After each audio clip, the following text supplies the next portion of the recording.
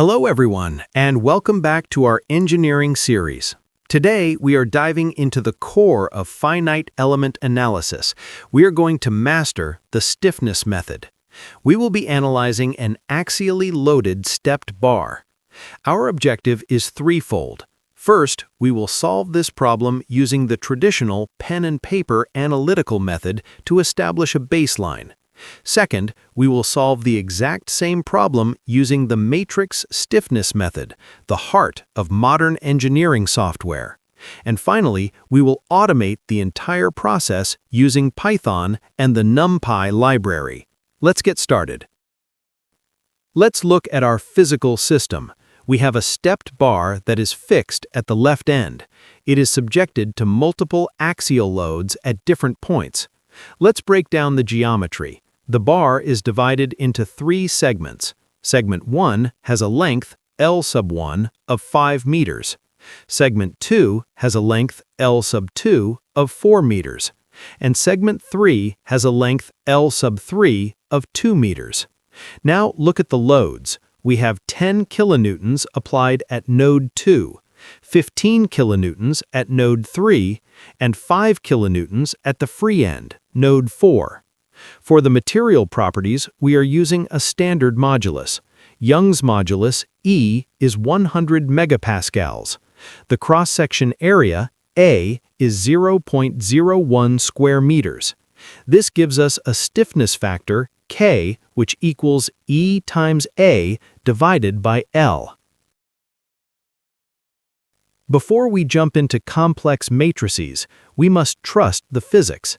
So let's verify this using standard mechanics of materials.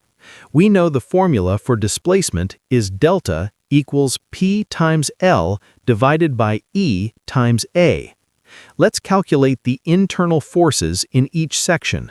In segment 1, the total force is the sum of all downstream loads, so 10 plus 15 plus 5 equals 30 kilonewtons.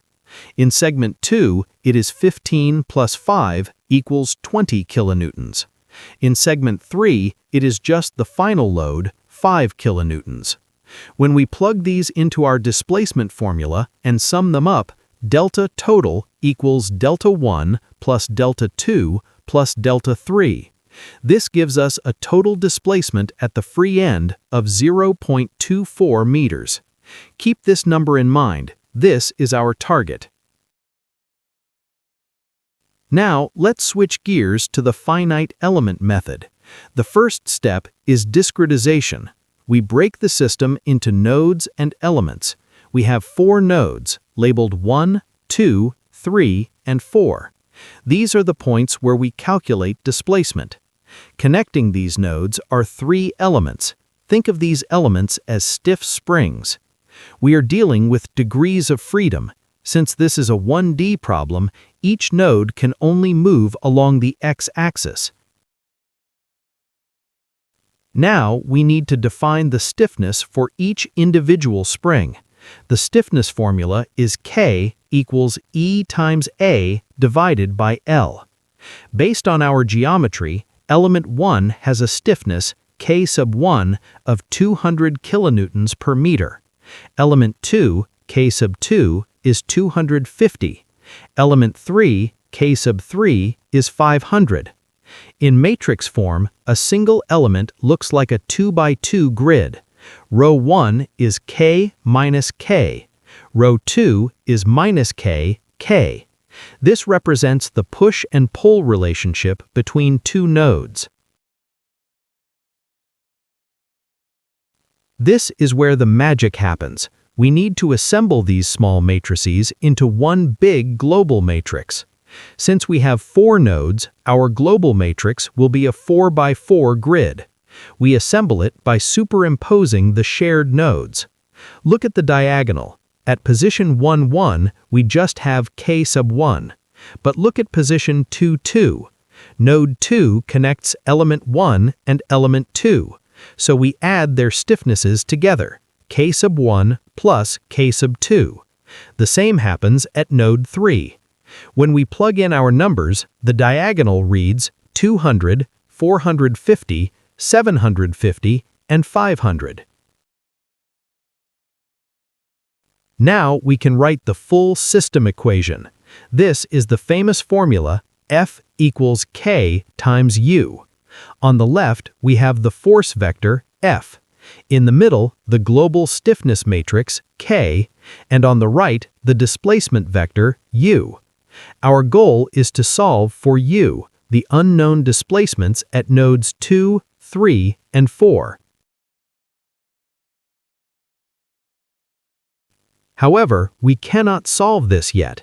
The matrix is singular because the bar is floating in space. We need to anchor it. This is called applying boundary conditions.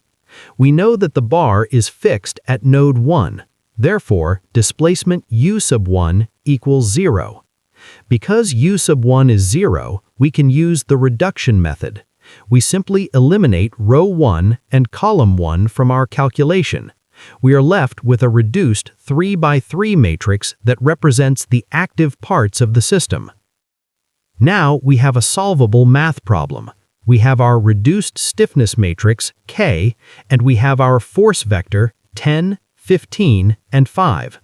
To find the displacements, we need to move the stiffness matrix to the other side.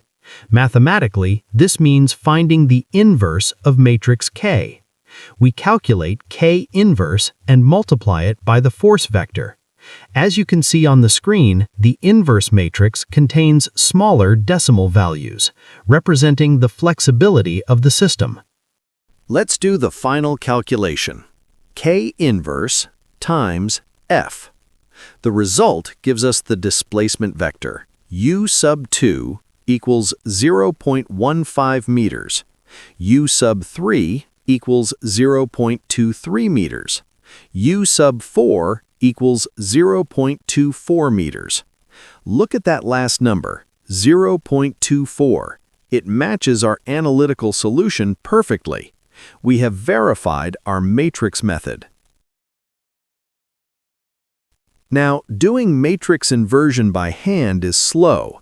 In the real world, we use Python. Let's look at how we implement this. First, we import the library. Import NP as NP. We define our load vector F and our reduced stiffness matrix K using np.array. Then we solve the system in one single line of code. U_calculated equals np.ling.solve, open parentheses, K_reduced, F, close parentheses. Finally, we print the result. And as you can see in the output console, Python returns the array 0.15, 0.23, 0.24. To wrap up, we have proven that the matrix stiffness method yields the exact same results as the analytical method.